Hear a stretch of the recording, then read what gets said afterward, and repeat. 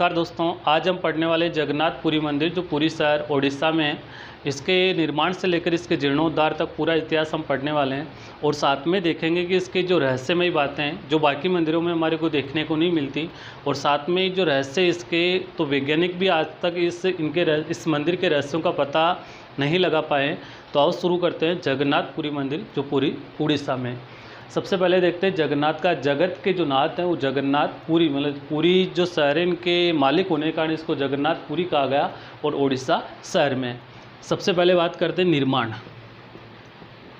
निर्माण करवाया था एक राजा था अनंत वर्मन राजा थे कलिंग के।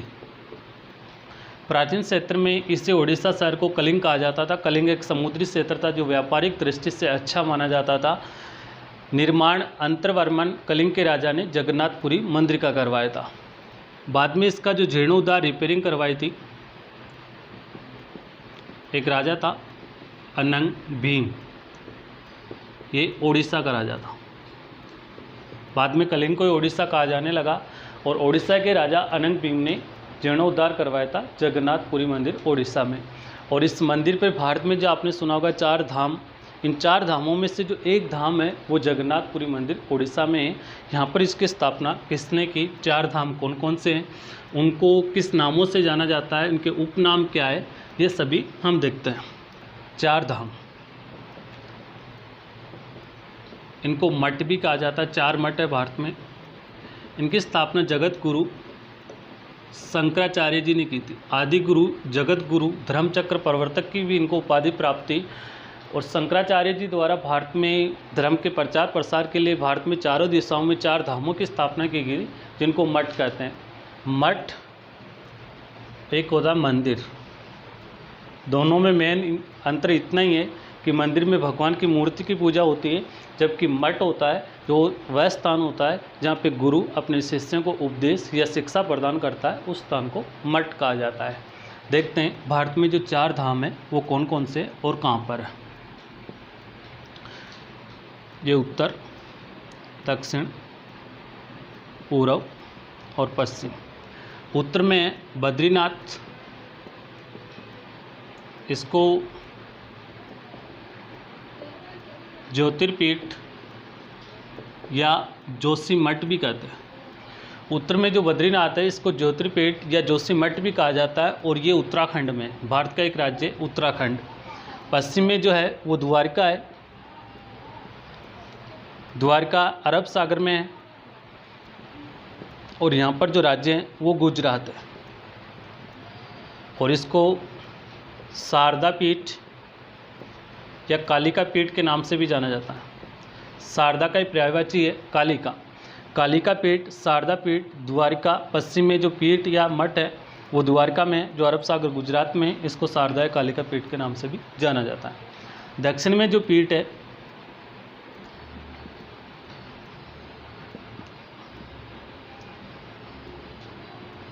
इसका नाम है श्रृंगेरी या इसको शंकराचार्य पीठ भी कहते हैं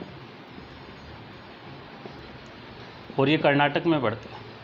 दक्षिण में जो पीठ है श्रृंगेरी कर्नाटक में, शंकराचार्य पीठ भी कहते हैं। पूर्व में है पुरी उड़ीसा में है जहाँ पे हम पढ़ने वाले हैं जगन्नाथपुरी मंदिर, और इसको गोवर्धन पीठ भी कहते हैं। इम्पोर्टेंट है, चारों के चारों पीठों की स्थापना शंकराचार्य जी द्वारा चारों दिशाओं में की थी। उत्तर में उत्तराखंड में बद्रीनाथ है जिनको ज्योतिर्पीठ या जोशीमठ के नाम से भी जाना जाता है। पश्चिम में द्वारका गुजरात में अरब सागर में, जिसको शारदा पीठ या कालिका पीठ के नाम से भी जाना जाता है। दक्षिण में श्रृंगेरी है जो कर्नाटक में शंकराचार्य पीठ भी कहते हैं। और पूर्व में पूरी उड़ीसा में जगन्नाथपुरी मंदिर है जिसको गोवर्धन पीठ के नाम से भी जाना जाता है। आगे हम देखते हैं कि जगन्नाथपुरी मंदिर के जो आश्चर्यचकित करने वाली जो बातें हैं वो कौन कौन सी।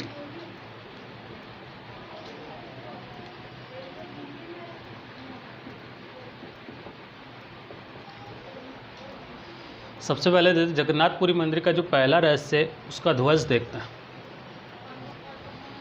जगन्नाथपुरी मंदिर का जो ध्वज आपको दिखाई दे रहा है, इसका रहस्य ये कि ये हमेशा हवा के विपरीत लहराता है। जिधर हवा चलती है उसके विपरीत हमेशा लहराता है और इसको प्रतिदिन सायंकाल जब बदला जाता है तो आदमी जो होता है वो उल्टा चढ़कर इसको बदलता है। ये वहाँ का नियम। ध्वज हमेशा हवा के विपरीत लहराता है। दूसरा रहस्य इसका जो गुम्बद है, मंदिर का जो गुम्बद है, जो आपको दिखाई दे रहा है मंदिर का गुम्बद, ये गुम्बद की विशेषता है कि इस गुम्बद पर कभी भी पक्षी नहीं बैठते हैं। वरना आपने भी देखा है कि बाकी सभी मंदिरों के जो गुम्बद है अधिकतर उन पर पक्षी बैठे रहते हैं, लेकिन जगन्नाथपुरी के मंदिर के जो गुम्बद है इसके कभी भी पक्षी नहीं बैठते हैं और ऊपर भी नहीं, इसके गुम्बद के ऊपर भी पक्षी नहीं उड़ते हैं। और साथ में हेलीकॉप्टर वगैरह हवाई जहाज जो होते हैं वो भी इसके गुम्बद के ऊपर नहीं उड़ाए जाते हैं। पक्षी नहीं बैठते हैं, नहीं इसके ऊपर गुम्बद पर उड़ते। और सबसे बड़ी विशेषता है गुम्बद की छाया भी नहीं बनती।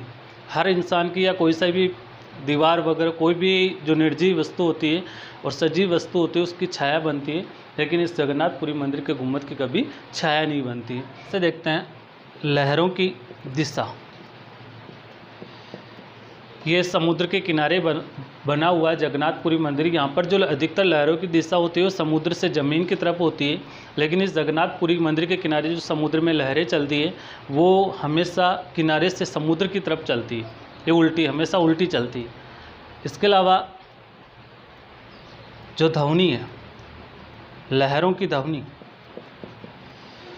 जैसे यहाँ पे जगन्नाथपुरी मंदिर का जो पहला द्वार है वो सिंह द्वार है, प्रवेश द्वार जिसे कहते हैं। और जैसे सिंह द्वार में प्रवेश द्वार में प्रवेश करते हैं, समुद्र के मंदिर के बाहर की जितनी भी समुद्रों की लहरों की आवाज़ या हवाओं की आवाज़ या पक्षी की आवाज़ है वो इस सिंह द्वार में प्रवेश करते हैं, मतलब मंदिर में प्रवेश करते सभी आवाज़ बंद हो जाती है।